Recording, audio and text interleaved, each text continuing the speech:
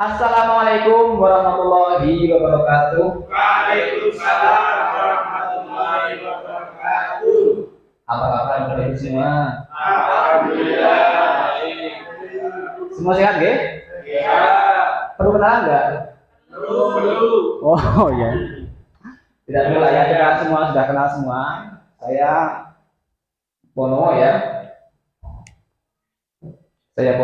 Saya tinggal di Cijeruk, saya guru biologi. Kali ini saya sedang mengikuti program calon guru penggerak angkatan 7. Sekarang sudah sampai pada modul 1.4. Jadi ada 12 modul kalau nggak salah yang harus diselesaikan. 12 nggih Pak Galih?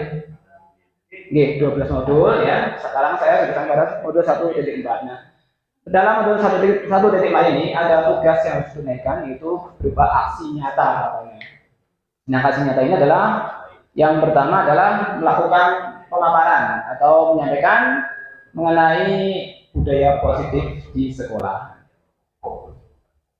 Salawat dan salam semoga tercurah pada junjungan kita Nabi Muhammad SAW yang telah membawa umat manusia dari kegelapan kejaman terang benderang. Tidak perlu panjang lebar ya, langsung saja kita mulai dengan materi kita, yaitu mengenai budaya positif. Nah, saya mau bertanya ini, apa sih budaya positif? Barangkali ada Bapak Ibu pernah mendengar atau bahkan sudah akrab dengan istilah budaya positif? Kebiasaan baik. Ya, kebiasaan baik ya. Kebiasaan baik yang dilakukan di sekolah. Barangkali ada yang sudah pernah mengamalkan ya, bahkan sudah terbiasa ya. Contohnya apa sebenarnya? Senyum, sapa, salam, jabat tangan ya. Kemudian cuci tangan, ya, berdoa sebelum makan dan sebagainya. Banyak sekali budaya positif yang sudah dilaksanakan di sekolah. Nah, dalam hal ini saya tidak akan menggurui, jadi saya sifatnya hanya sharing atau kita saling mereview kembali apa-apa yang sudah kita laksanakan, yang sudah kita pelajari. Bapak Ibu juga sudah pernah sudah melaksanakan pelatihan atau pendidikan di PMM ya. Jadi itu kurang lebih ya ada mirip-mirip lah materinya dengan yang di CGP ini. Baik, berikutnya bagaimana menumbuhkan budaya positif di sekolah? Jadi pengalaman Bapak? Bagaimana menumbuhkan budaya positif di sekolah? Oh iya. Barangkali yang sudah lama boleh bercerita bagaimana cara menumbuhkan budaya positif di sekolah. Iya, Bapak Asep. Dengan cara dibiasakan setiap kalau mungkin anak berangkat berjabat tangan. Iya. Ya salam kepada teman-teman atau. Iya. Bagus sekali, super sekali ya, tepuk tangan Pak Asep. Itu salah satu contoh penerapan budaya positif di sekolah, yaitu dengan membiasakan jabat tangan ya. Biasanya guru datang lebih awal dari siswa, kemudian menjemput siswa di depan pintu gerbang ya, ya. Kemudian siswa datang dan salaman ya, dengan Bapak Ibu guru. Nah, ini salah satu budaya positif yang yang sepatutnya kita lestarikan. Salah satu caranya adalah dengan membiasakan. Kita semua belajar ya. Kita semua belajar, sama-sama belajar. Berikutnya, coba pertama kita bermain-main. Coba kepalkan tangan Anda. Kanan kiri. Coba tangan. Boleh kanan, boleh kiri ya. Ya. Kemudian next, bayangkan bahwa Anda menerima sesuatu yang sangat berharga di tangan Anda ini, dalam tangan Anda. Misalnya, contohnya, emas apa intan, berlian, dan sebagainya yang sangat berharga. Bagaimana cara menggenggamnya? Apakah hanya dengan sekedar tenaga sedikit atau dengan tenaga yang sangat kuat? Nah, jika itu sudah berharga, pasti dengan sangat kuat. Ya. Kemudian berikutnya, pertahankan sekuat tenaga. Pertahankan.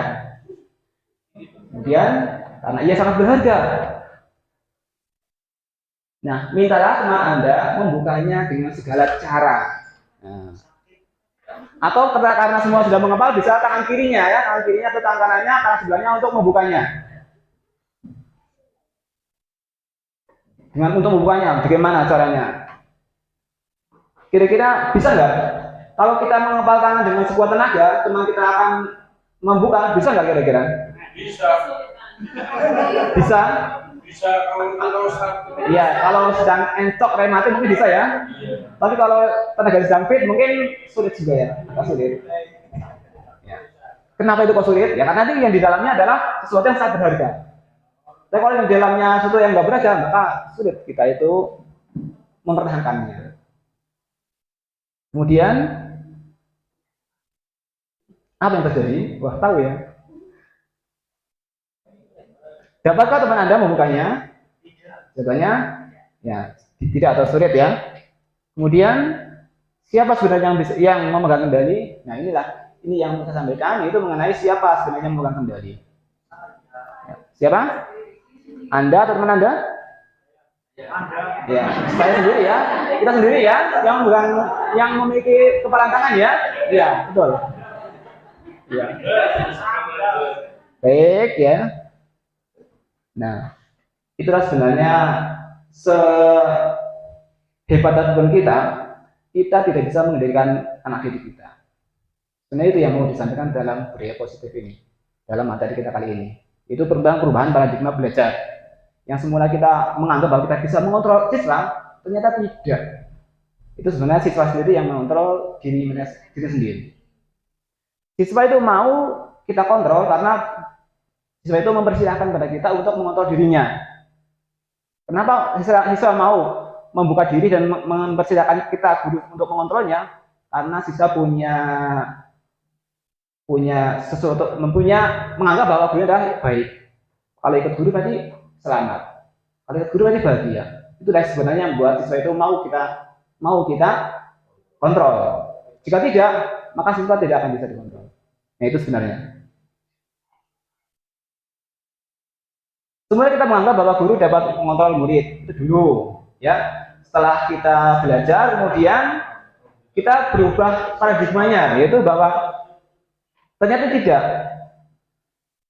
Muridlah yang mengontrol dirinya sendiri. Kita dapat mengontrol murid karena murid mengizinkan dirinya untuk dikontrol. Jadi saya sampaikan. Kemudian, nah ini, apa yang dapat dilakukan agar anak membuka diri dan mau bekerjasama dengan kita? Karena siswa adalah seorang pribadi yang merdeka ya. Dia itu mau dikontrol oleh siapa, kemudian mau menutup diri sebagai unsur sebagai usaha untuk mempertahankan diri ya, itu adalah hak daripada siswa tersebut. Nah, bagaimana caranya? Nih, salah satunya adalah dengan cara kita memperhatikan kebutuhan dasar manusia. Karena siswa juga manusia, maka semua manusia memiliki kebutuhan dasar. Nah, kemudian berikutnya adalah kita bisa membangun motivasi dari dalam. Kenapa motivasi dari dalam? Karena motivasi dari dalam ini adalah motivasi yang bertahan lama, sifatnya adalah lama, tidak sebentar. Beda dengan motivasi dari luar. Jadi di sini dibedakan antara motivasi di dalam dan dari luar. Kalau yang dari luar dampaknya nggak lama, tapi kalau di dalam dampaknya lama. Nah, nanti seperti apa yang motivasi di dalam itu nanti kita ikuti dengan melihat slide berikutnya. Nah, ternyata selain memotivasi atau menunjukkan motivasi dari dalam, juga kita bisa memahami atau mengetahui posisi kontrol kita sebagai guru. Di depan sifat itu seperti apa? Nah, kita lanjutkan. Apa saja kebutuhan dasar manusia? Tadi saya sampaikan ya, bahwa setiap manusia memiliki kebutuhan dasar ya. Nah, ada 5 kebutuhan dasar manusia. Sama terus ini ya. Nah, saya sama terus ini tentang 5 kebutuhan dasar. Oke, kalau tidak baik kita lanjutkan. Ada 5 kebutuhan dasar manusia. Yang pertama adalah kebutuhan untuk bertahan hidup ya, atau survival ya. Setiap manusia butuh untuk bertahan hidup. Nah, contohnya salah satu contohnya adalah dengan makan, minum. Itu merupakan salah satu kebutuhan bertahan hidup. Jika manusia tidak makan maupun minum, maka kemungkinan akan tidak hidup sebetulnya. Jadi makan, minum dan sebagainya. Nah, di samping itu juga ada kebutuhan yang lain, yaitu kebutuhan melanjutkan keturunan. Itu salah satunya adalah ini, kebutuhan survival atau kebutuhan untuk bertahan hidup. Kemudian kebutuhan kasih sayang dan rasa diterima oleh lingkungan. Semua manusia ingin diterima oleh lingkungan. Nggak ada yang ingin dikucilkan. Ya. Kemudian berikutnya adalah kebutuhan akan kebebasan. Nah, kita harus memahami bahwa siswa kita juga membutuhkan kebebasan. Sama halnya dengan Bapak Ibu guru, butuh kebebasan. Maka saya nggak heran ketika ketika kita mau berkumpul ternyata ada yang belum masuk ke ruangan. Karena apa? Semua manusia itu butuh kebebasan. Namun dalam hal ini kita harus mengontrol diri. Nah, karena siapa yang bisa mengontrol diri? Diri saya sendiri. Maka itu adalah hal yang wajar, bukan yang aneh-aneh ya. Maka berikutnya kesenangan. Nah, atau fun. Setiap manusia butuh kesenangan. Kadang-kadang ketika anak disuruh mengerjakan tugas, dia itu bermain-main sendiri atau memainkan pulpen. Mungkin dia itu sedang apa itu? Bersenang-senang atau sedang memenuhi kebutuhan bersenang-senang. Maka itu hal yang wajar. Bukan yang wajar. Bukan satu yang harus dimarahi, nggak perlu dimarahi. Tapi kita harus memahami bahwa siswa juga butuh kesenangan. Nah, tentunya kita hanya bisa mengarahkan agar kesenangan itu tidak mengganggu kepada kebutuhan yang lain. Kesenangan itu tidak mengganggu pada kebutuhan yang lain. Itu contohnya kebutuhan akan penguasaan. Nah, pada kebutuhan penguasaan ini contohnya adalah penguasaan pada ilmu pengetahuan. Karena jika anak bermain-main terus, maka dia kebutuhan untuk menguasai pengetahuan akan terhambat atau berkurang. Nah, inilah tugas kita sebagai pembimbing. Sebenarnya kesenangannya butuh, kemudian penguasaan juga perlu. Nah, berikutnya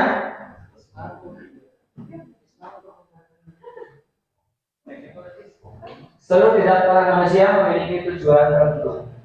Semua yang kita lakukan adalah usaha terbaik kita dalam mewujudkan kebutuhan kita atau apa yang kita inginkan ya. Ketika kita mendapatkan apa yang kita inginkan, sebetulnya saat itu kita sedang melakukan hal yang terbaik untuk memenuhi salah satu dari kebutuhan dasar kita. Mungkin kesenangan, mungkin kebebasan, atau mungkin rasa diterima. Barangkali ada siswa yang merasa kurang diperhatikan, ya, sehingga dia membuat atau melakukan hal yang aneh. Sesungguhnya anak tersebut sedang mencari atau berusaha mendapatkan perhatian, ingin diterima oleh lingkungan, ingin diperhatikan oleh Pak Ibu guru, ingin diterima oleh kelasnya, ingin diterima oleh teman-temannya, ingin diterima oleh Bapak Ibu guru. Nah, inilah yang sering kita jumpai di kelas. Nah, apabila seseorang murid itu melakukan sesuatu hal yang barangkali kurang sesuai dengan nilai yang ada atau kebajikan atau melanggar peraturan, hal itu sebenarnya dikarenakan mereka gagal memenuhi kebutuhan dasar mereka.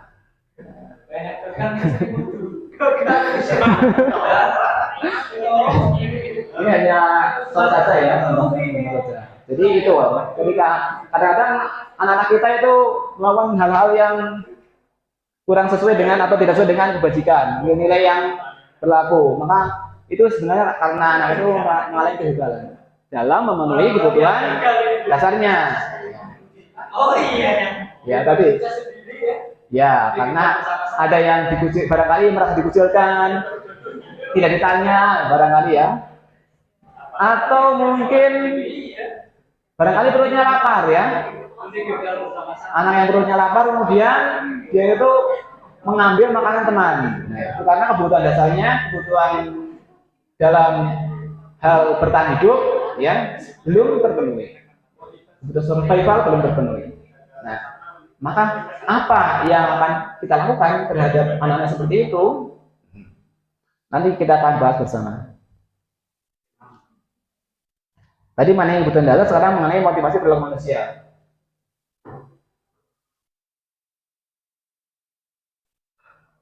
Mari kita tanyakan ke diri kita sendiri bagaimana kita berperilaku. Apa sebenarnya yang mendasari kita berperilaku? Motivasi apa ya? Mengapa kita melakukan segala sesuatu?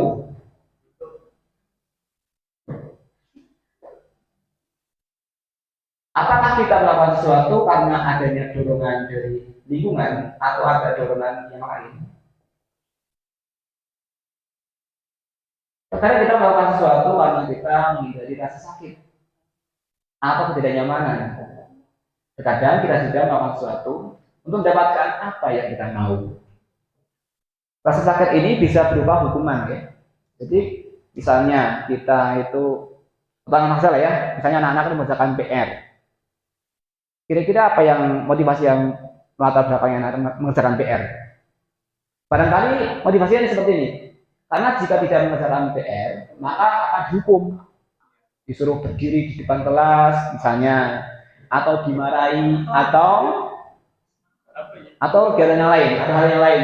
Dia itu tidak nyaman. Karena seperti itu. Nah, inilah yang disebut dengan motivasi dari luar. Motivasi yang masih dari luar. Kemudian bagaimana menurut Anda? Ya, tentunya Bapak Ibu hadir di sini bukan karena motivasi dari luar, ya. Bapak Ibu saya yakin hadir di sini karena motivasi dari dalam. Ya, dari dalam. Karena Bapak Ibu pasti selalu paham bahwa ini adalah merupakan hal yang penting bagi saya dan saya harus melakukan ini supaya saya bisa tadi memenuhi kebutuhan dasar. Pernah Anda melakukan sesuatu untuk mendapat senyuman dari orang lain? Ini contohnya ya. Karena ada juga ada yang melakukan sesuatu karena dapat senyuman dari Bapak Ibu guru ya, senyuman dari teman, atau senyuman dari atasan kita. Sehingga apapun kita lakukan supaya kita mendapat senyuman dari atasan kita. Contohnya. Atau mendapat hadiah, dapat uang barangkali ya. Ini yang biasanya jadi motivasi paling kuat ini. Mendapatkan uang, betul. Sehingga banyak teman-teman guru yang mencoba jadi YouTuber atau jadi blogger. Ya, contohnya ya. Itu hal yang wajar. Itu hal yang baik ya. Baik. Namun banyak sebenarnya ya YouTuber, blogger dan sebagainya adalah bukan semata-mata karena uang, tapi karena apa? Bisa berbuat baik untuk orang lain. Karena sesuatu yang baik yang disiarkan itu kan nanti manfaatnya lebih banyak daripada hal yang baik hanya dipendam saja. Orang nggak tahu. Nanti ketika orang browsing yang muncul yang tidak baik. Karena seperti itu. Apalagi kira-kira alasan orang melakukan sesuatu? Barangkali Bapak Ibu bisa menjelaskan ini atau menyampaikan apa kira-kira alasan selain yang sudah disampaikan di atas? Alasan itu ngisi waktu ya? Ngisi waktu luang, bagus. Mungkin ada lagi yang lain? Hobi, betul, hobi. Walaupun nggak ada waktu luang, tapi karena hobi mencoba mencari waktu luang. Iya. Orang ketang dari ngebloknya bunyi-bunyi jam 1 ya, karena hobi. Membuat iya, membaca novel sampai jam 1 malam karena hobi ya. Iya. Ya, betul. Itulah kalau saya satu contoh ya, alasan seorang itu melakukan sesuatu. Ada lagi tukang gambar sampai malam atau gambar sampai diajak mana nggak mau karena sengaja gambar. Kenapa kok? Hobi. Baik, kita lanjutkan. Nah, menurut Kyan Gosen ya, ada 3 motivasi perilaku manusia. Yang pertama, menghindari ketidaknyamanan atau hukuman. Tadi ya, menghindari ketidaknyamanan atau hukuman. Karena jika tidak melakukan itu, nanti akan dapat hukuman atau merasa tidak nyaman. Hukuman bisa bersifat fisik maupun non fisik. Atau barangkali didenda, ya, dipanggil, ya. Ini contohnya. Kemudian untuk mendapatkan imbalan atau penghargaan, baik material non material, baik berupa senyuman maupun uang barangkali, ya. Atau mendapatkan penghargaan, ya, sertifikat, ya. Kalau satu anak juga sertifikat piagam, ingin dapatkan anak kredit, ya. Nih, itu hal yang wajar, ya. Hal yang baik juga. Nah, yang ketiga adalah orang melakukan sesuatu itu dengan motivasi ingin jadi orang yang mereka inginkan dan menghargai diri sendiri dengan nilai-nilai yang mereka percaya. Saya melakukan ini karena saya adalah seorang guru, saya seorang pendidik, maka baik saya mendapatkan penghargaan maupun tidak, saya akan melakukan ini. Baik saya mendapatkan hadiah maupun tidak, saya akan melakukan ini. Saya mendapat senyuman atau saya mendapat hukuman atau tidak, saya melakukan ini. Kalau tidak saya tidak melakukan ini, mendapatkan hukuman, atau ketika saya tidak melakukan ini, saya mendapatkan ketidaknyamanan. Tapi buat itu alasannya.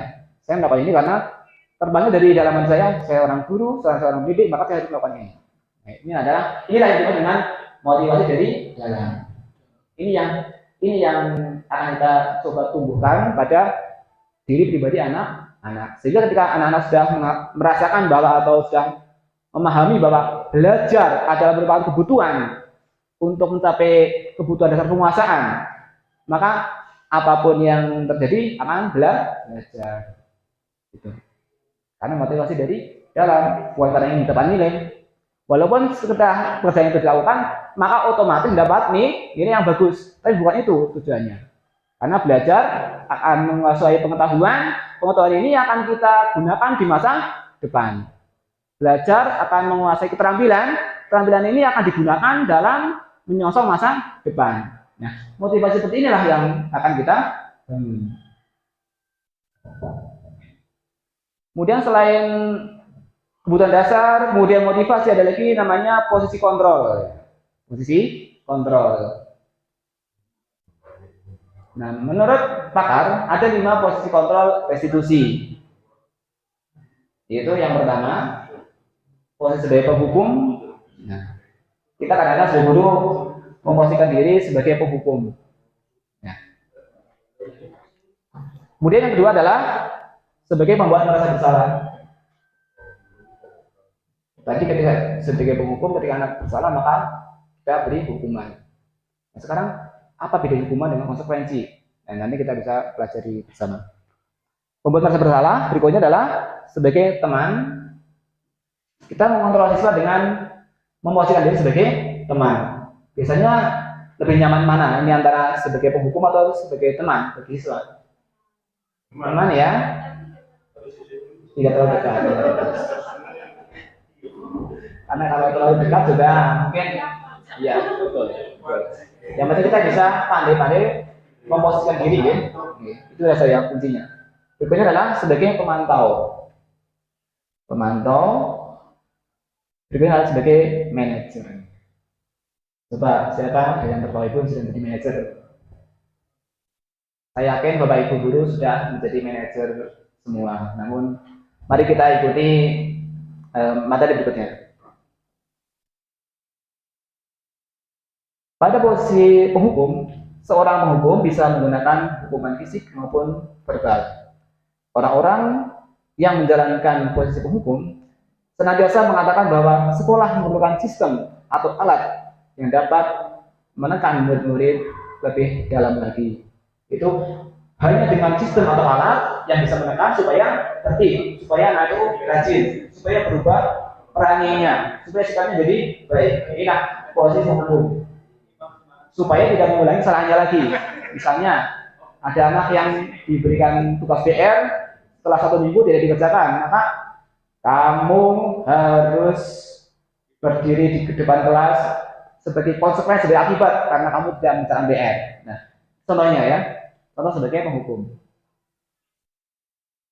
Kira-kira misalnya anak tidak mengerjakan PR kemudian disuruh berdiri di depan kelas, kira-kira akan berubah sikapnya tidak?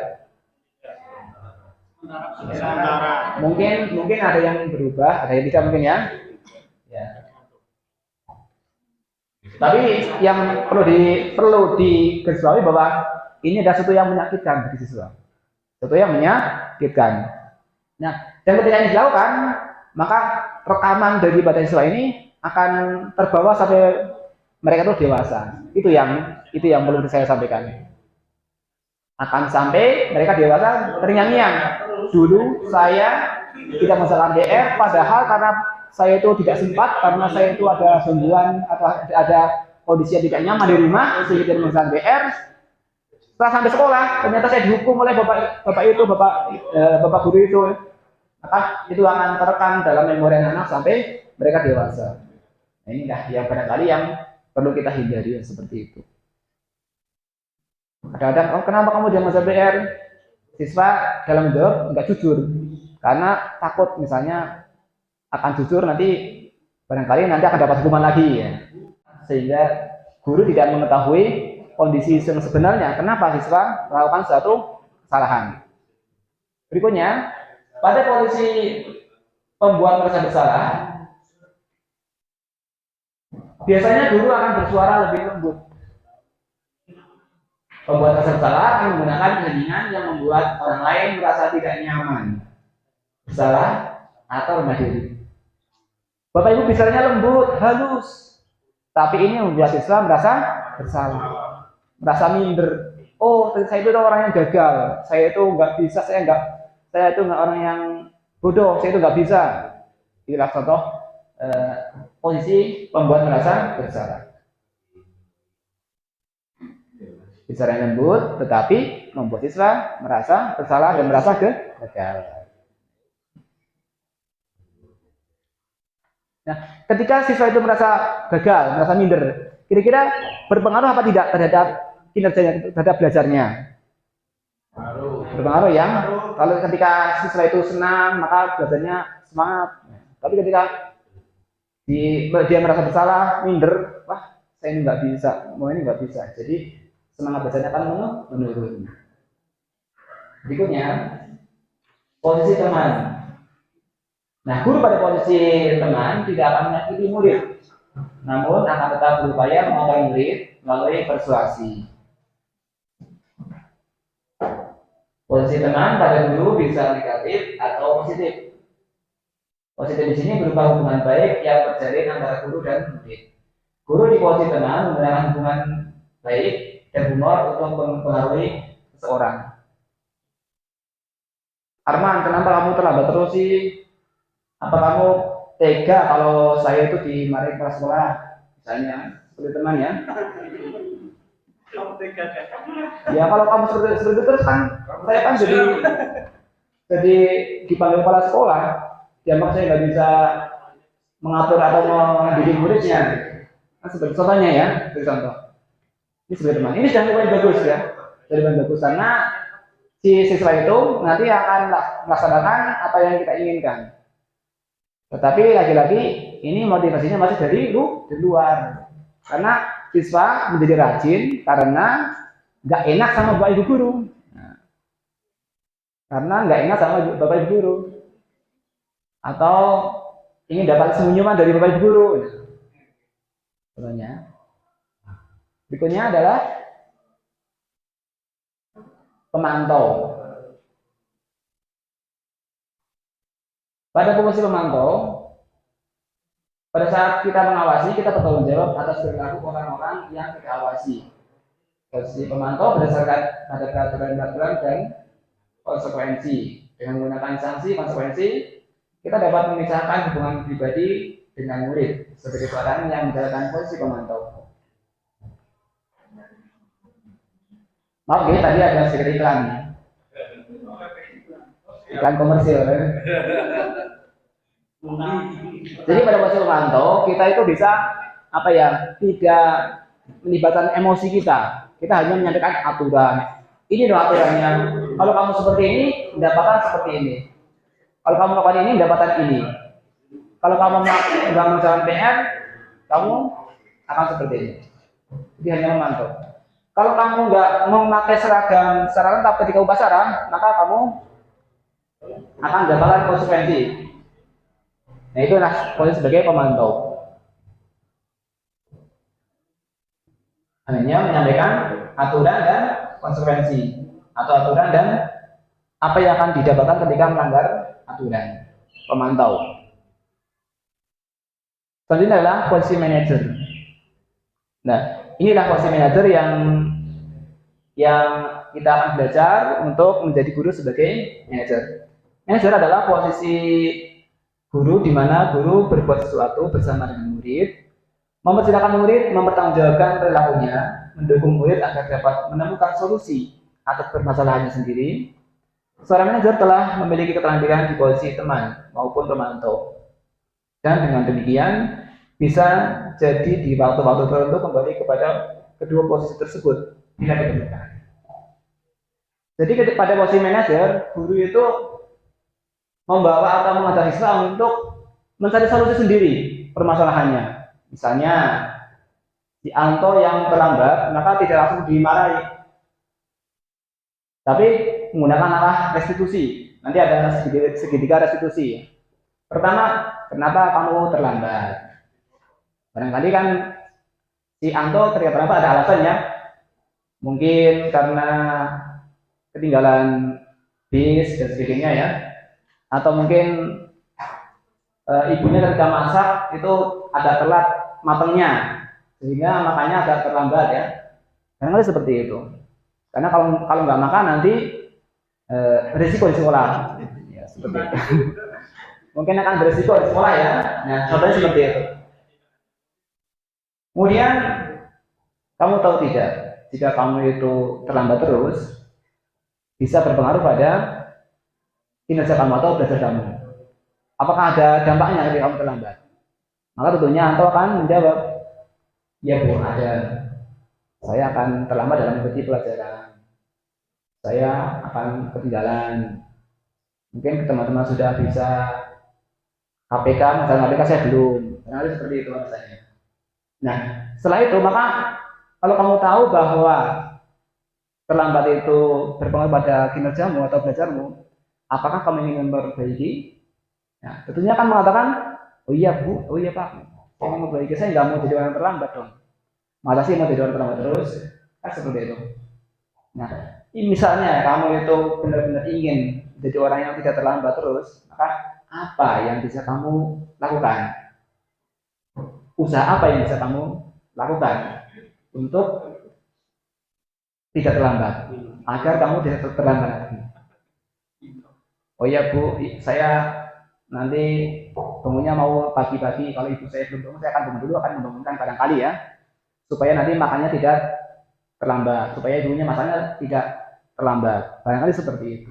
Atau yang lain, ketika anak itu tidak mengerjakan PR karena habis isya itu langsung tidur, barangkali oh nanti saya akan minta pada ibu untuk diingatkan bahwa saya ada PR dan saya harus mengerjakan. Atau saya akan memasang alarm supaya saya bangunnya tidak kesiangan.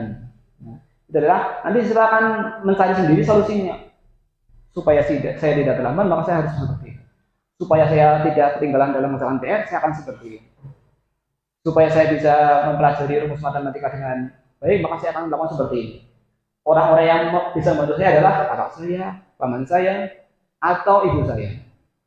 Siswa dipersilakan untuk mencari solusinya sendiri. Itulah posisi sebagai manajer.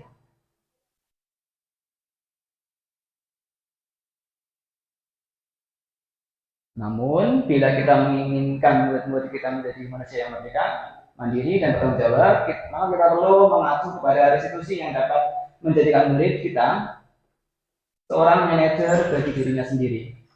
Di manajer, murid diajak untuk menganalisis kebutuhan dirinya maupun kebutuhan orang lain. Di sini penekanan bukan pada kemampuan membuat konsekuensi, namun dapat berkolaborasi dengan murid bagaimana memperbaiki kesalahan yang ada. Jadi ini penekanan bagi guru ya. Guru bukan pada kemampuan membuat konsekuensi atau membuat aturan, namun bagaimana kemampuan kita dalam berkolaborasi dengan murid supaya murid itu mandiri. Murid bisa menjadi manajer bagi dirinya sendiri, bisa memperbaiki dirinya dan bisa menyiapkan apa-apa yang diperlukan. Bisa lanjutkan. Jadi perubahan paradigma yang tadi disampaikan adalah perubahan dari teori stimulus respon ke teori kontrol. Yang semula kita menggunakan teori stimulus respon, kalau kamu lakukan ini maka mendapatkan konsekuensi ini, kalau kamu melakukan ini maka mendapatkan ini, ya, maka sekarang berubah ke teori kontrol tadi.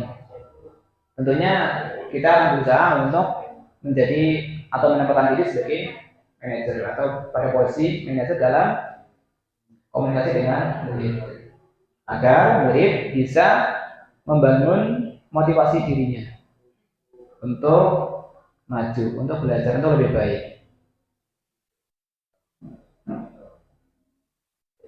Nah, sekarang apa perbedaan antara stimulus respon dengan teori kontrol?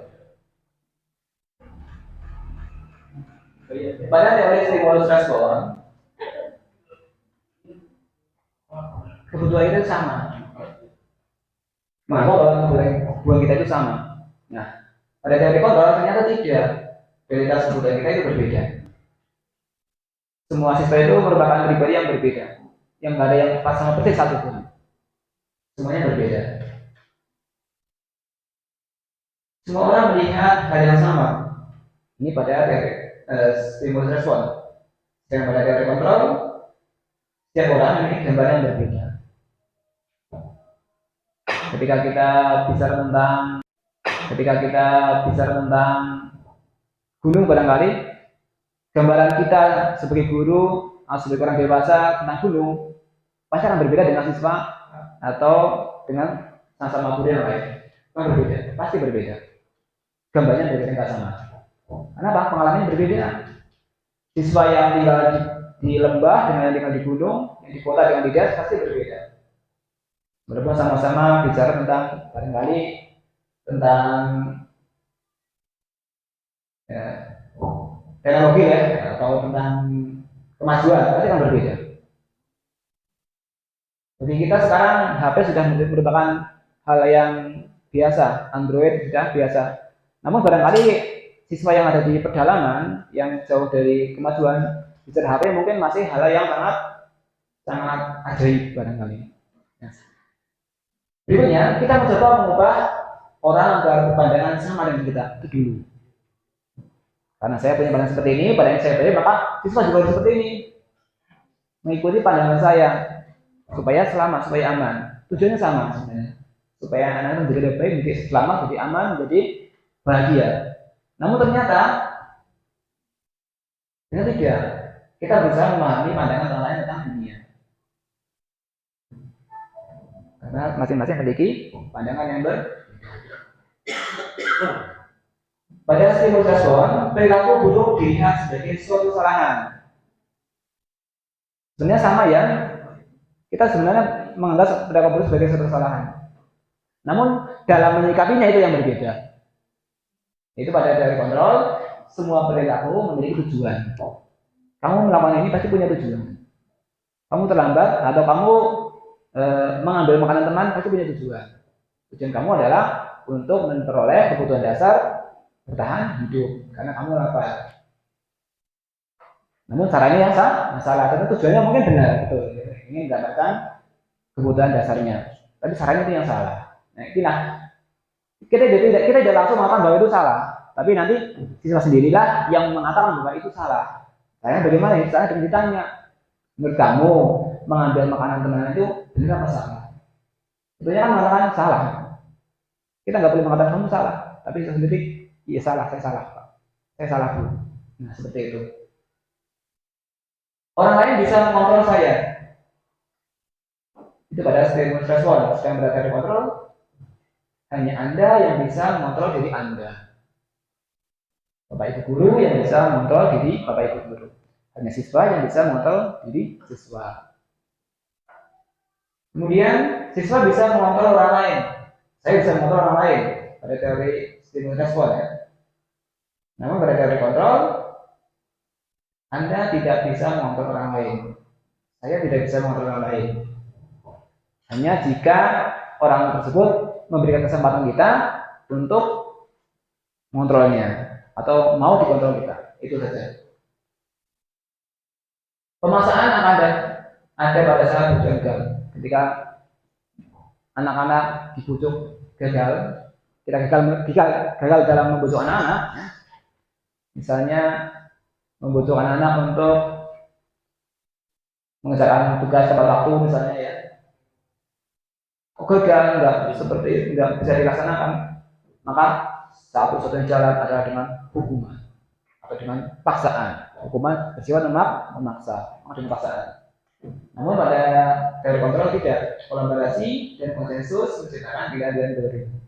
Itu tadi dengan mencari solusi-solusi, mencari pilihan-pilihan.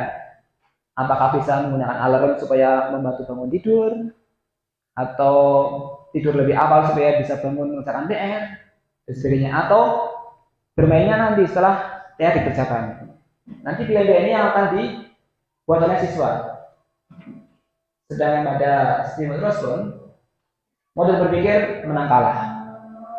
Namun pada teori kontrol, model berpikirnya adalah menang-menang.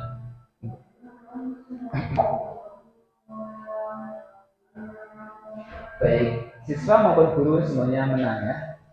Guru menang karena siswa akhirnya bisa melaksanakan sesuai dengan hal yang ditentukan. Siswa juga tidak merasa direndahkan atau disepelekan ya, karena dihargai, dihormati. Sekarang pada berikutnya itu adalah disiplin positif ya. Dalam rangka menciptakan nilai positif, salah satu strategi yang perlu kita tinjau kembali adalah penerapan disiplin di sekolah kita. Disiplin positif ya. Apa sesungguhnya arti disiplin? Apa kaitannya dengan nilai-nilai kebajikan? Apakah kita melakukan sesuatu karena adanya dorongan dari lingkungan atau adanya dorongan yang lain? Nah, menurut Diane Dawson menyatakan bahwa arti dari kata disiplin berasal dari bahasa Latin disciplina, yang artinya belajar. Kata disiplin juga berasal dari kata-kata yang sama dengan disciple atau murid, pengikut. Disciple artinya murid atau pengikut. Untuk menjadi seorang murid atau pengikut, seseorang harus paham betul alasan mengapa mereka mengikuti suatu aliran atau ajaran tertentu. Sehingga motivasi yang terbangun adalah motivasi intrinsik, bukan ekstrinsik. Jadi ketika anak-anak itu memiliki motivasi di dalam ya, sehingga dia akan mengikuti dengan mantap ya, dengan sungguh-sungguh. Karena dia punya alasan. Alasan apa? Atau apa kebaikan dari aliran tersebut, aliran pemikiran maksudnya. Kenapa saya mau jadi guru muridnya Pak A, Pak B? Kenapa saya mau belajar dengan beliau? Karena ada motivasi di dalam, ada alasan yang tumbuh dari dalam. Itulah disiplin yang sesungguhnya. Bukan disiplin karena takut dikitik, takut dimarahi, takut dihukum. Bukan itu. Itu bukan disiplin yang sebenarnya. Nah, disiplin yang sebenarnya adalah disiplin yang timbul karena motivasi dari dalam. Sehingga ada Pak Guru maupun tidak ada Pak Guru, saya akan tetap lakukan itu.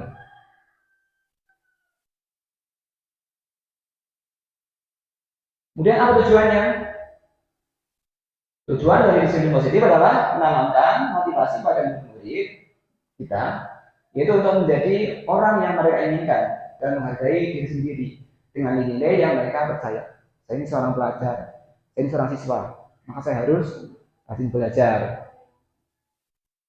Saya kalau nggak mengerjakan PR, nggak tugas, atau saya terlambat, berarti saya belum berhasil dalam memanage atau mengelola diri kita sendiri. Ini yang diharapkan. Kemudian ketika kita memiliki motivasi tersebut, mereka telah memiliki motivasi prinsip yang berdampak jangka panjang, tidak akan terpengaruh adanya hukuman atau hadiah. Kemudian bagaimana cara membangun disiplin positif? Yang sangat penting adalah dengan membangun keyakinan kelas dan segitiga restitusi. Tadi saya sampaikan mengenai segitiga restitusi. Sekarang kita pelajari apa itu keyakinan kelas.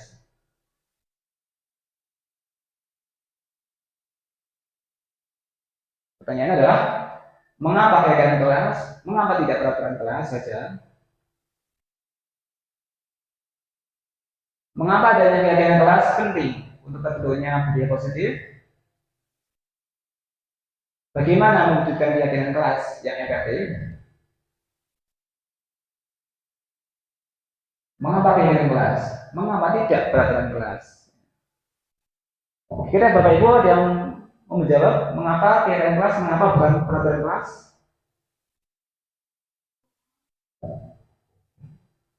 Ya, tadi saya sampaikan ya bahwa peraturan nanti konsekuensinya akan ada hukuman ya. Tapi kalau keyakinan kelas itu memang dari dalam. Maka sekarang bagaimana cara membentuk atau membangun keyakinan kelas?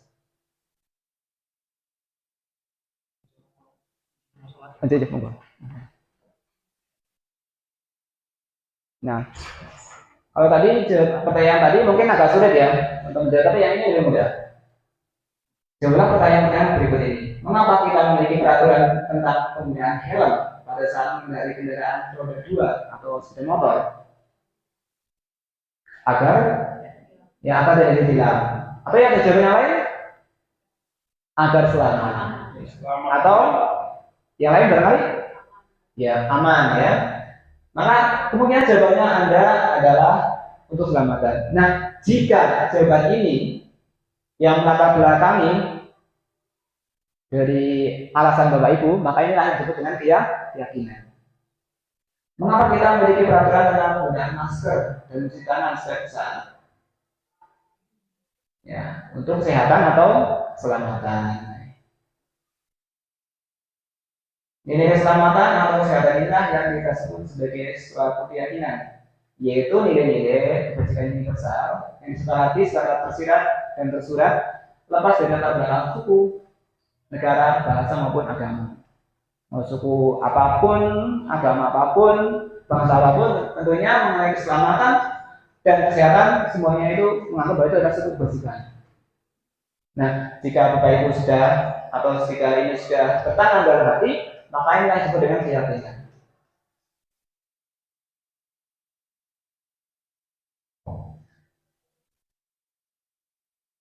Bagaimana sifat-sifat dari keyakinan kelas tersebut? Keyakinan kelas bersifat lebih abstrak daripada peraturan yang lebih rinci dan konkret.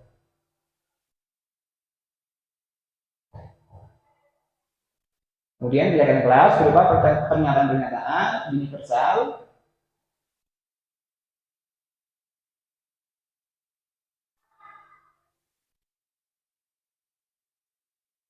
pernyataan keyakinan kelas senantiasa dibuat dalam bentuk positif.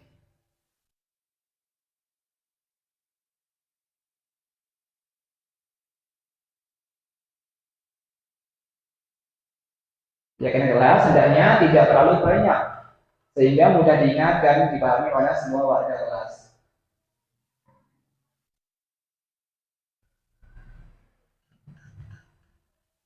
Keyakinan kelas sebaiknya suatu yang dapat diterapkan di lingkungan tersebut.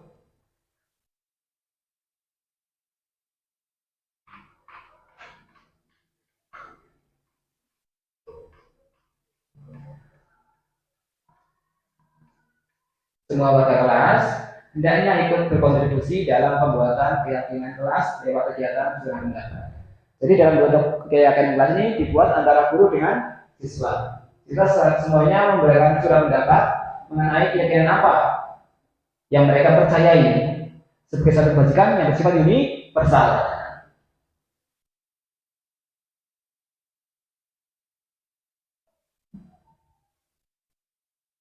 Kemudian bersedia meninjau kembali keyakinan kelas dari waktu ke waktu.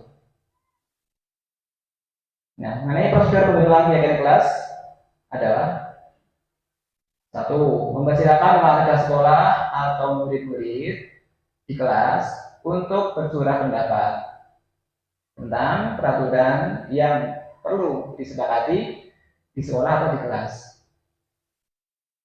Yang kedua, mencatat semua masukan dari murid di papan tulis atau di kertas yang lebar supaya bisa dilihat oleh semua siswa, semua warga kelas, yang merupakan hasil dari curah pendapat. Kemudian susunlah keyakinan kelas sesuai prosedur pembuatan keyakinan kelas.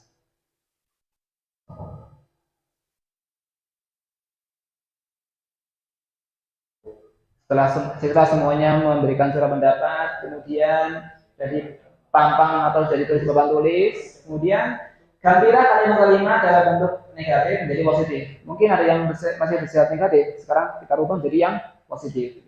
Ganti kalimatnya. Sampai ini bisa diikuti ya Bapak Ibu, ya. Terima kasih. Contoh kalimat negatif: jangan berlari di kelas atau koridor. Ini kalimat negatif, jangan berlari. Tadi gantilah kalimat tersebut dengan berjalanlah di kelas atau koridor. Jadi kata jangan berlari ya diganti dengan berjalanlah. Kata jangan berlari diganti dengan berjalanlah. Dari kalimat yang bersifat negatif menjadi positif. Karena yang kita bangun adalah budaya yang bersifat positif. Contohnya lagi adalah jangan membuang sampah sembarangan. Tapi kita ganti dengan buanglah sampah di tempatnya. Jangan membiarkan lantai berserakan atau berserakan sampah. Jika ada sampah di lantai, kita pungut. Itulah contohnya.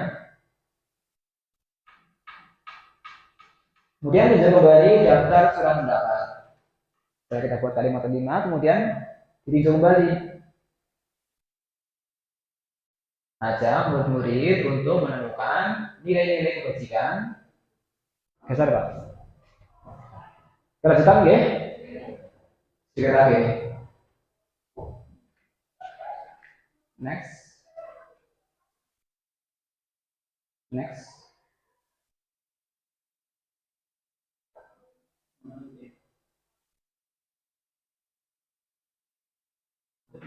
Ya, lanjut.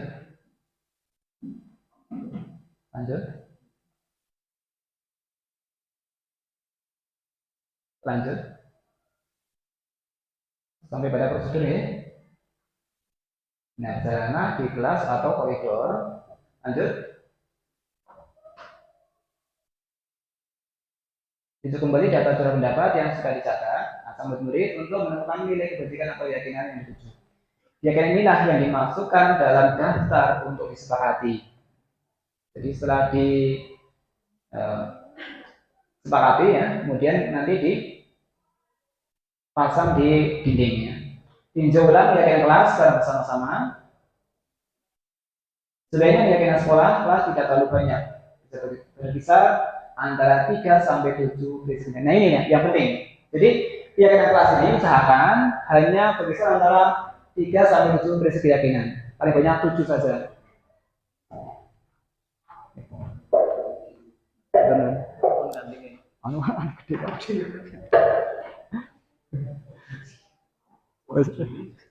Bapak, asana operator ya. Ketuanya dia operator. Oke, lanjut. Jadi sampai jadi 3 atau 7 keyakinan ya. Berikutnya, setelah keyakinan kelas selesai dibuat, maka semua warga kelas dipersilakan meninjau ulang dan menyetujuinya. Menandatangani keyakinan kelas tersebut, termasuk guru dan semua murid. Keyakinan sekolah selanjutnya bisa dilekatkan di dinding ya. Nah, berikutnya adalah restitusi. Lanjutlah. Restitusi. Restitusi adalah proses menciptakan kondisi bagi murid untuk memperbaiki kesalahan mereka sehingga mereka bisa kembali pada kelompok mereka dengan karakter yang lebih kuat. Itu menurut Gosen pada tahun 2004 ya. Ini dikeluarkan oleh Gosen pada tahun 2004. Restitusi juga adalah proses kolaboratif yang mengajarkan murid untuk mencari solusi untuk masalah dan membantu murid berpikir tentang orang seperti apa yang mereka inginkan dan bagaimana mereka harus memperlakukan orang lain. Ini adalah dari Charlson dan Gosen. Restitusi membantu murid menjadi lebih memiliki tujuan, disiplin positif, dan memulihkan dirinya setelah berbuat salah. Tujuannya adalah menjadi orang yang menghargai dirinya kebajikan yang mereka pelajari. Sampai sini saya rasa lanjutkan saja ya. Sudah berulang kali tadi, lanjut. Jadi ciri-ciri restitusi adalah tidak atau bukan untuk menebus kesalahan, namun untuk belajar dari kesalahan. Restitusi memperbaiki hubungan. Restitusi adalah tawaran, bukan paksaan. Kemudian restitusi fokus pada solusi, menuntun untuk melihat ke dalam diri. Kemudian fokus pada karakter bukan. Jadi yang dibangun adalah karakter. Fokusnya adalah karakter, bukan tindakan apa yang harus dilakukan ketika terjadi sesuatu, tetapi bagaimana menumbuhkan karakter. Next. Nah, ini adalah segitiga restitusi. Jadi ada tiga ya. Menstabilkan identitas, kemudian validasi tindakan yang salah, kemudian menanyakan keyakinan. Next, Pak. Yang pertama kita lakukan adalah menstabilkan identitas. Itu misalnya ketika si Arman atau Anto melakukan kesalahan, maka kamu tentunya memiliki tujuan. Kenapa melakukan seperti itu? Itu tadi ternyata untuk memenuhi kebutuhan dasar. Kemudian validasi tindakannya. Tindakan itu apakah benar atau salah? Apakah menurut kamu itu sesuatu yang salah? Maka pastinya akan jawab salah. Nah, kalau begitu, barulah kita menanyakan keyakinan apa yang kamu langgar? Keyakinan apa? Keyakinan kelas apa yang kamu langgar? Yang sudah kita sepakati bersama. Nah, nanti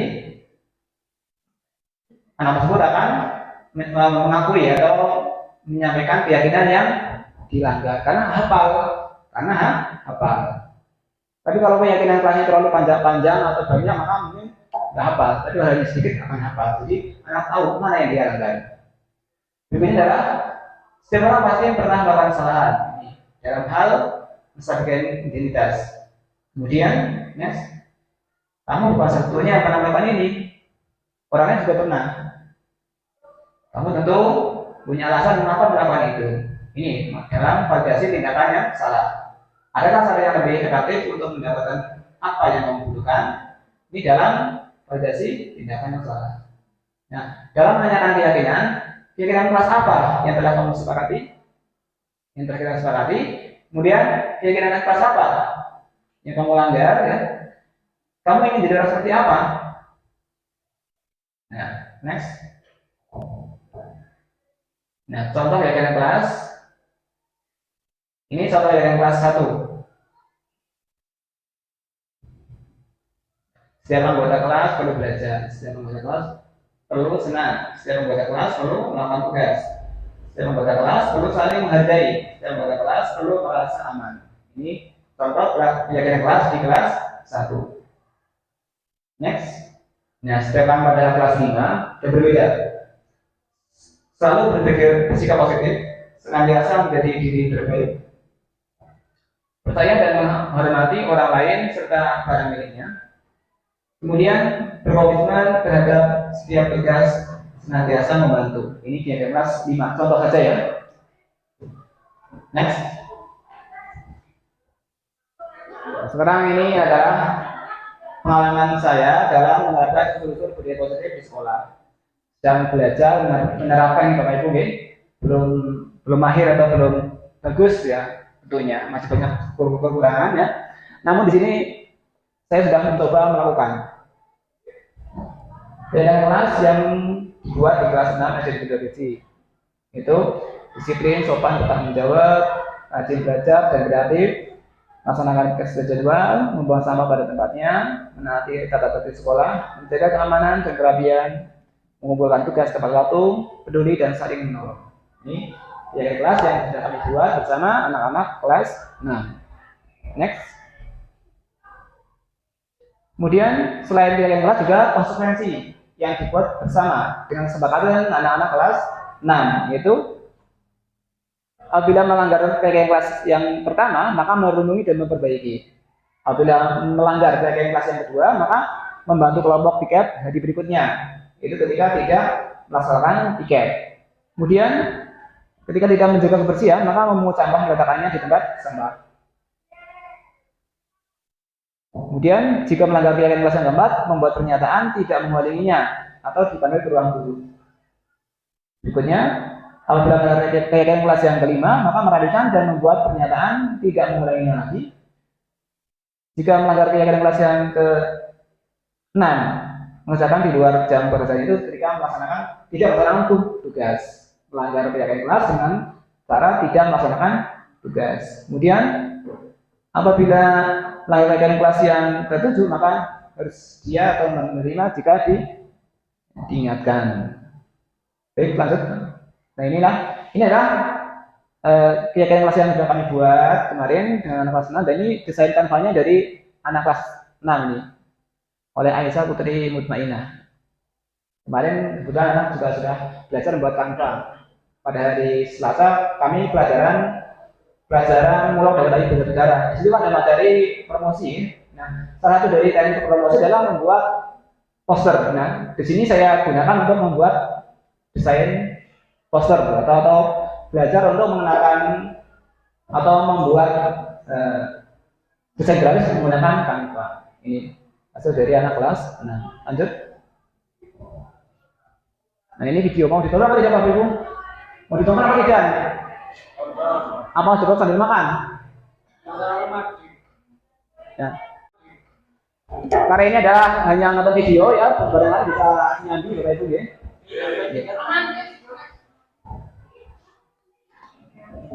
Ini adalah keyakinan video tentang penyusunan keyakinan kelas di kelas 6 ini. Kemudian video tentang institusi.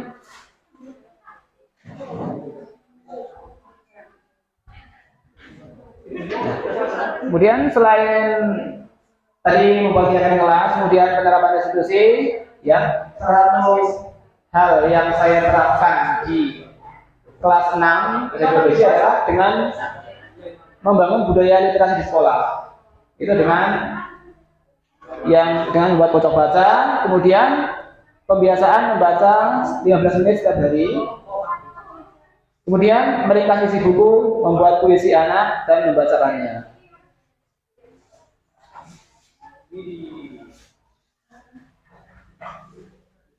Mengenai membuat pojok baca, ya, ini saya lakukan dengan siswa, bersama dengan siswa, dengan mengecek satu pojok ya untuk membaca. Kemudian kebiasaan membaca 15 menit setiap hari. Nah, dalam hal membiasakan membaca 15 menit setiap hari, saya membuat kartu baca ya. Kartu baca untuk mengontrol siswa. Setiap hari menuliskan halaman berapa ia membaca.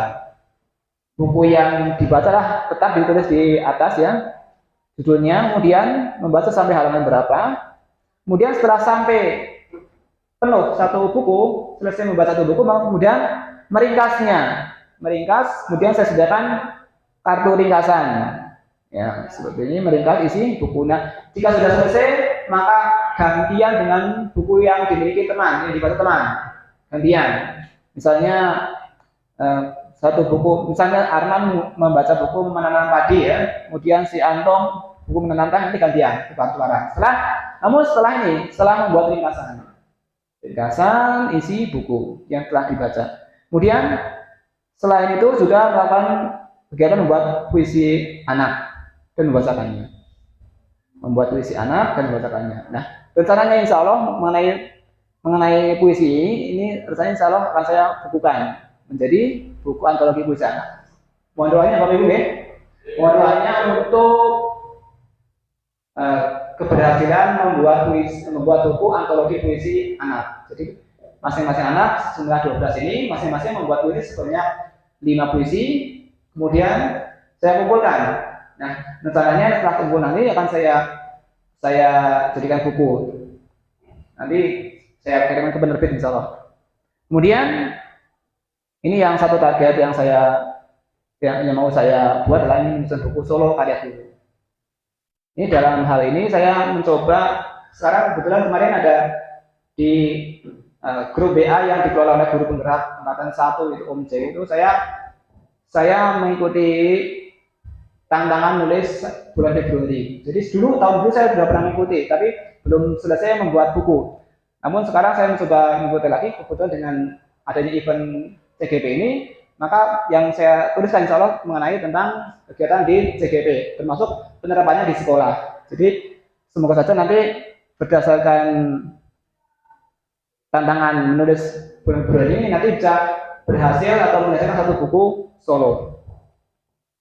Berikutnya Pak Fatimah.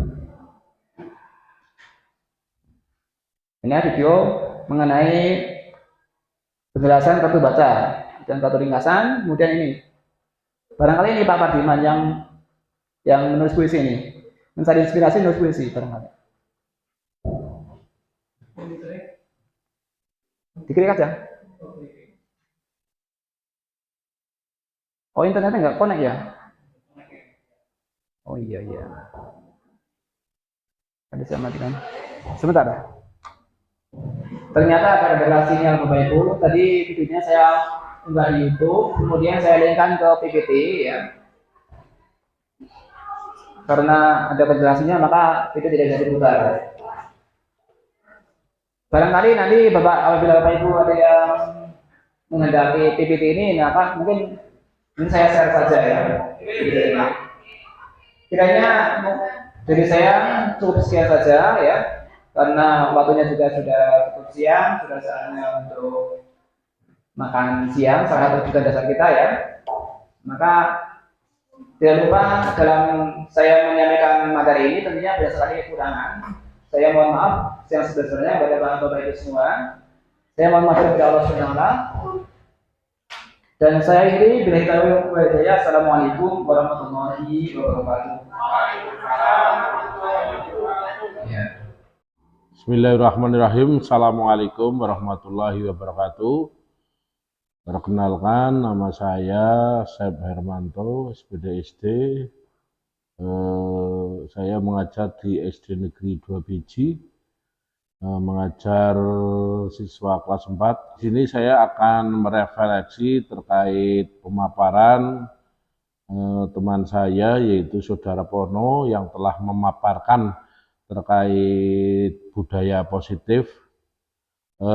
Secara garis besar untuk pemaparan Bapak Pono sudah cukup bagus terkait budaya positif. Memang di era digitalisasi ini memang sangat perlu budaya positif ditanamkan kepada anak agar anak dapat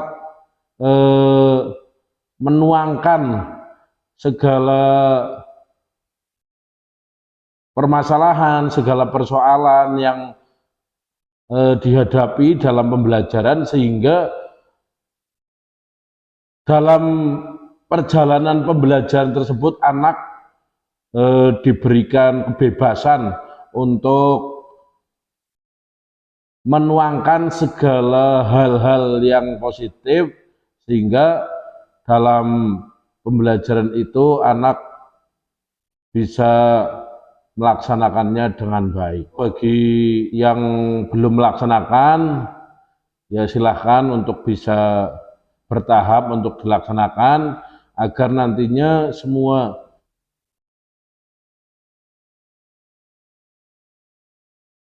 bagaimana agar kita dapat belajar dengan baik di kelas menurut kalian? Disiplin ya, baik. Apa lagi? Bertanggung jawab.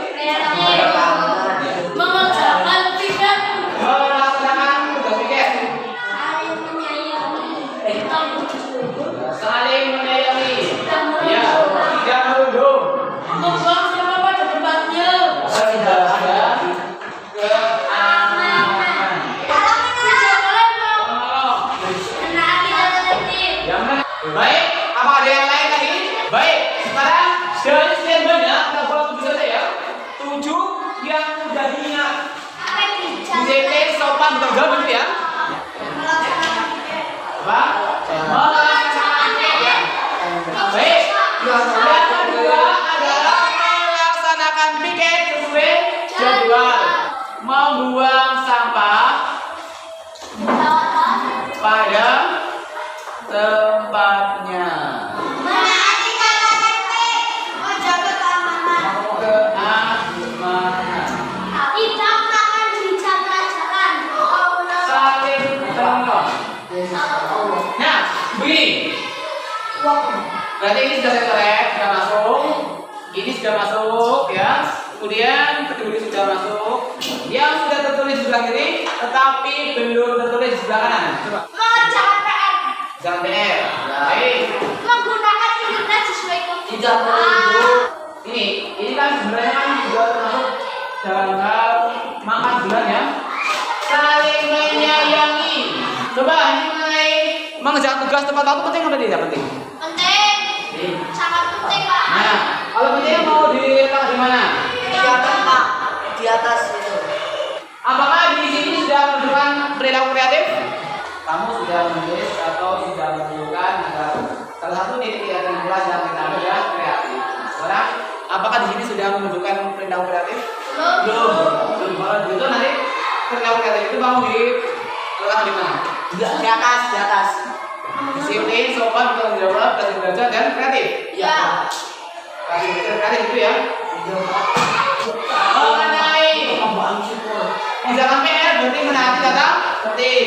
Sekarang kita akan membahas mengenai konsekuensi apa yang akan kita terapkan atau kita buat, kita lakukan ketika keyakinan kelas ini tidak ditunaikan.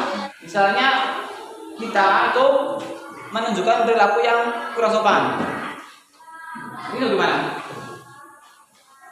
Yang paling benar adalah istighfar. Astagfirullahaladzim. Jadi saya tidak akan menerapkan hukuman ya. Yang benar adalah istighfar atau merenungi diri ya. Itu merenungi diri dan berjanji akan namanya ya. Merenungi diri dan berjanji tidak akan mengulangi lagi. Misalnya ya. Atau merenungi diri dan akan berusaha memperbaiki. Atau gimana menurut kamu? Baiklah, ini untuk yang ke satu atau untuk keyakinan yang pertama. Sekarang yang kedua. Nah, apa konsekuensinya jika ada yang tidak mengerti? Suruh membuang sampah, Pak.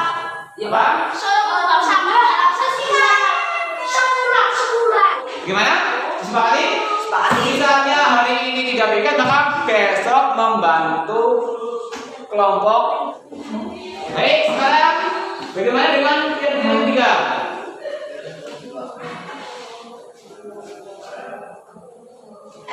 Membuang sampah pada tempatnya. Bagaimana jika ada yang tidak membuang sampah pada tempatnya? Suruh membuang sampah dalam 1 bulan. Itu namanya hukuman. Nah, begini, mengambil dan meletakkan di tempat sampah, memungut sampah tersebut dan meletakkan ke tempat sampah, begitu ya? Memungut sampah dan meletakkan ke tempat sampah. Sekarang yang keempat, jika tidak dilaksanakan, membuat pernyataan. Pertama, membuat pernyataan tidak pergi. Kemudian yang kelima, menjaga keamanan dan kerapian. Jika tidak dilakukan gimana? Merapikan dan membuat pernyataan dan mengulangi lagi, gitu ya? Saya implementasinya dan saya dan fakta. Membuat pernyataan atau jadi ya, sebenarnya atau berarti tidak akan diulangi lagi. apa yang kamu lakukan ketika kamu tidak memperhatikan kalau ini kan perbuatan tanggung jawab ya. Mengerjakan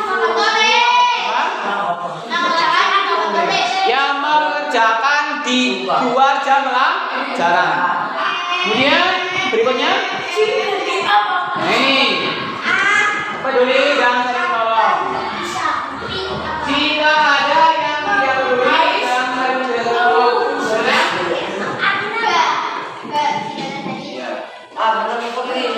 diingatkan ya.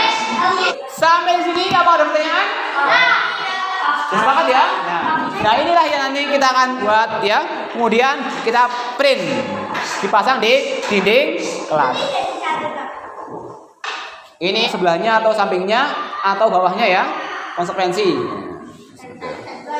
Atau begini, bisa juga ya. Pada lembar yang terpisah. Pada lembar yang terpisah.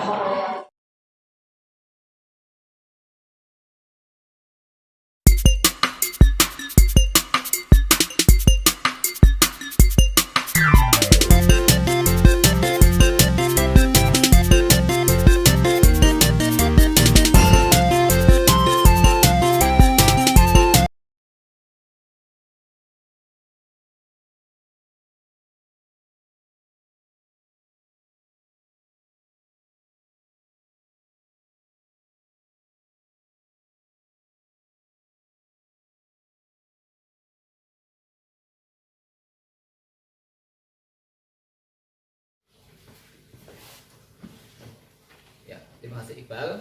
Saya ini mau tanya, kenapa kamu sering terlambat dalam mengumpulkan tugas? Karena saya tidak bisa menulis dengan cepat. Ya. Jadi kamu tidak bisa menulis dengan cepat atau belum bisa menulis dengan cepat ya? Menurut kamu bisa menulis dengan cepat itu penting atau tidak? Penting. Penting ya.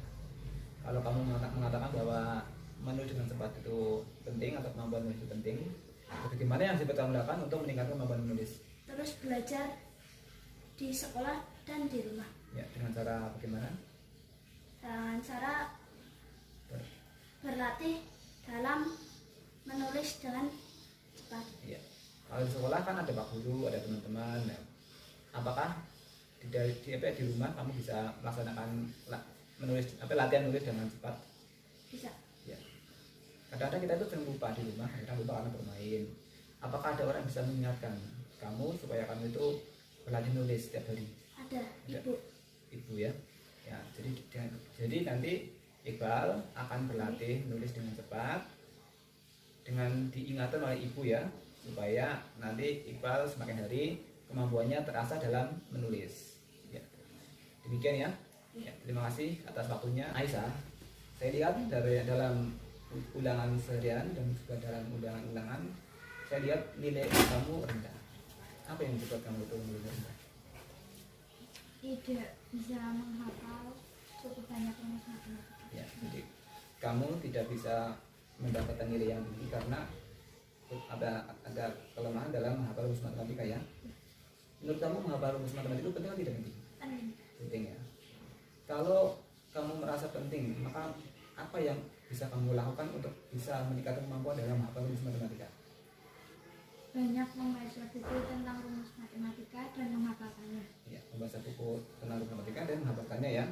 Kemudian selain di sekolah, di rumah kamu juga harus melaksanakan hal tersebut ya.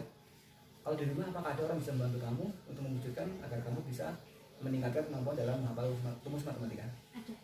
Siapa? Kakak dan ibu. Anak boleh ya. Jadi nanti Aisyah, kamu akan meningkatkan kemampuan dalam menghafal rumus matematika supaya nilai kamu itu jadi tinggi, meningkat dengan dibantu oleh kakak dan bule. Jadi nanti silakan kamu beritahu atau meminta kepada kakak dan bule untuk mengingatkan kamu supaya belajar rumus matematika. Ya, gitu ya. Silvi ya, dalam beberapa hari ini saya lihat kamu sering mengatur di kelas. Kenapa kamu mengatur di kelas? Karena tidur terlalu malam. Karena tidur malam. Saya bertanya, kenapa kamu tidur terlalu malam? Karena sering banyak minum air putih. Oh, kamu tidur jam berapa? Jam 10. 10 malam. Apakah bisa kamu usahakan supaya tidur tidak terlalu malam? Bisa. Bisa. Caranya bagaimana? Kasih tahu orang tua atau menggunakan alarm. Ya, jadi kamu bisa meminta diingatkan ke orang tua dan juga setel alarm ya supaya kamu tidak tidur terlalu malam ya. Ya, bila mana perlu konsumsi air putih juga disesuaikan ya. Ya. Jadi ya, kamu akan merubah sikap kamu itu dengan cara minta diingatkan oleh orang tua ya, dan juga menyetel alarm ya. Ya, terima kasih. Rahel, saya lihat akhir-akhir ini kamu sering marah. Kenapa kamu marah? Karena saya dibully Ya, dibully sama siapa? teman-teman saya. Iya. Ketika kamu dibully, kamu rasanya bagaimana? Marah, Marah, sedih, sedih ya. Ya, wajar saja, wajar. Jadi semua orang kalau dibully pasti akan marah. Saya pun akan marah, akan sedih ya. Tapi menurut kamu sikap marah itu mengganggu aktivitas kamu tidak? mengganggu, Mengganggu ya. Apa yang terganggu? tidak bisa mengerjakan dengan teliti Iya. dan tidak bisa bermain dengan baik. Ya, baik. Terima kasih. Kamu tahu bahwa marah itu akan mengganggu aktivitas kamu ya. Apa kamu akan berusaha untuk memperbaiki sikap mudah marah itu? Nah, Iya. bisa. Ya. Caranya bagaimana? Caranya saya akan menahan emosi saya. Ya. Jadi kamu akan menahan emosi supaya tidak mudah marah ya. Jadi kamu bisa akan menjadi orang yang bagaimana? Yang tidak mudah marah. Mudah marah ya. Kemudian kalau sedih itu kan juga bisa diperbaiki ya. Atau bisa diatasi ya. Dengan cara bagaimana? Dengan cara kita Dengan cara mengingat mengingat ya hal-hal yang menyenangkan. hal-hal yang menyenangkan. Ya, dengan seperti itu maka rasa sedih akan hilang. Jadi terima kasih Rakyat. Jadi mulai sekarang kamu berjanji akan mengendalikan diri atau menahan diri dari sifat marah. Coba pengucapan secara pribadi. Saya akan berusaha Saya akan berusaha akan menahan diri menahan diri untuk untuk tidak marah. tidak marah. Kemudian nanti. Saya akan berusaha menahan diri untuk tidak marah. Ya, terima kasih. Kamu sudah berjanji untuk menahan diri supaya tidak mudah marah. Jadi ketika kamu tidak marah maka dapat mengucapkan tugas dengan baik ya. Ya, terima kasih. Saya senang karena ketika saya melakukan kesalahan tidak dimarahin, tapi diajak untuk mencari solusi untuk menangani masalah saya sendiri. Terima kasih Pak Bono. Saya senang ketika saya melakukan kesalahan, saya tidak dimarahin. Saya tidak dimarahi, melainkan saya diajak untuk mencari solusi untuk masalah saya sendiri. Terima kasih Pak Pono. Saya senang karena ketika saya membuat kesalahan tidak dimarahi, tetapi saya diajak untuk mencari solusi untuk menangani masalah saya sendiri. Terima kasih Pak Pono. Saya senang ketika saya melakukan kesalahan, saya tidak dimarahi, tapi diajak mencari solusi untuk masalah saya sendiri. Terima kasih Pak Pono.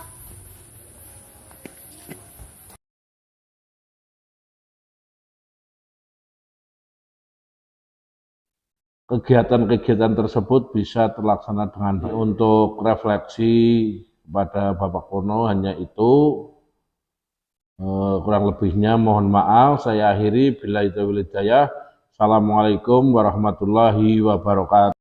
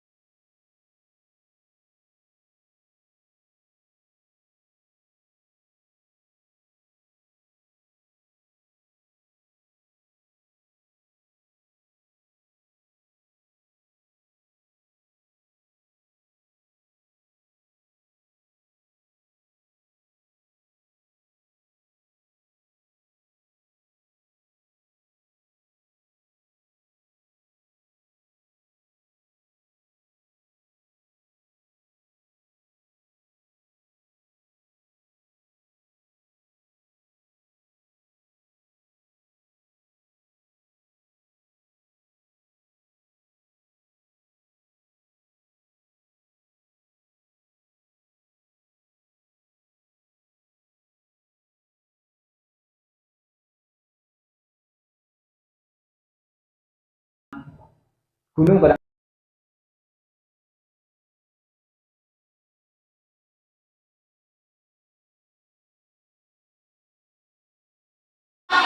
Assalamualaikum warahmatullahi wabarakatuh.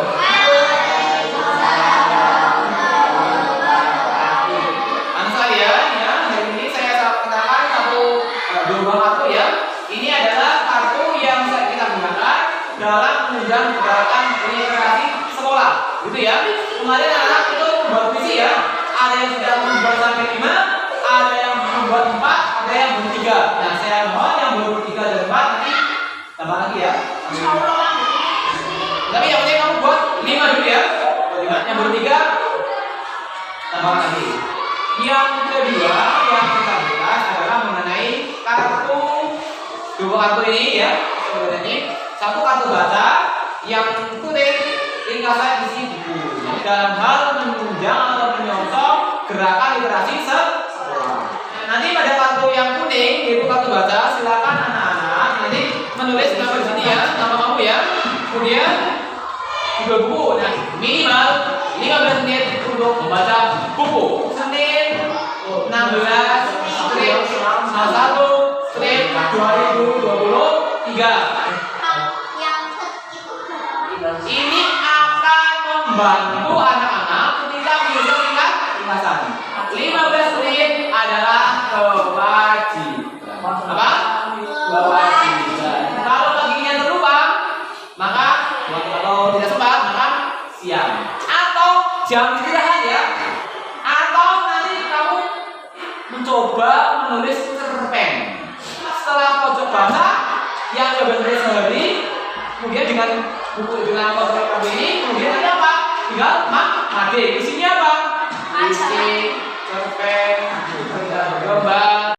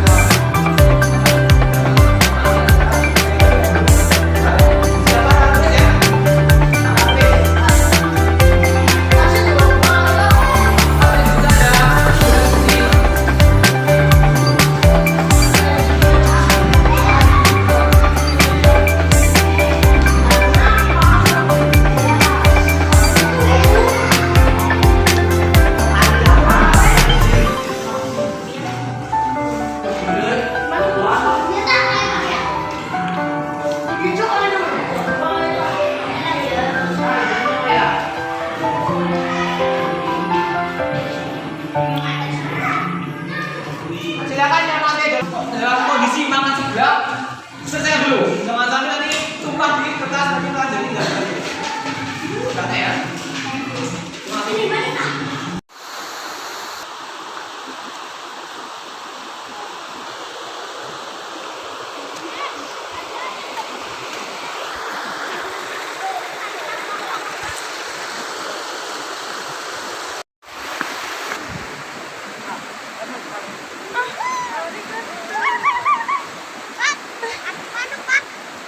Arigato, Sulaiman. Burung, Pak.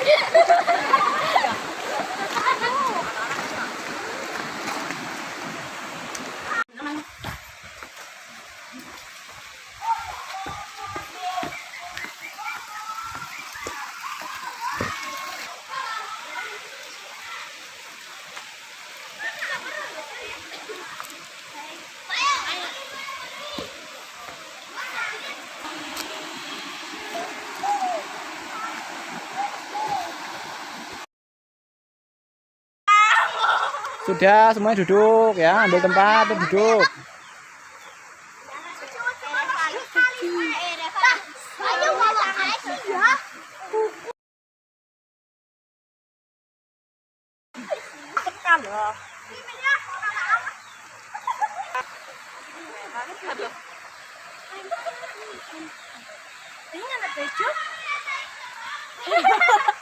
Silakan perhatikan keadaan sekitar kita ya. Ada suara angin, suara air mengalir. Kemudian bisa menatap aliran air ya. Kemudian daun yang bergerak tertiup angin. Batuan yang tertampak seperti rapi ya. Dan sebagainya merupakan inspirasi bagi kita untuk menulis puisi. Di samping ada hewan-hewan yang sedang bermain-main dan sebagainya merupakan inspirasi bagi kita dalam menulis kata-kata.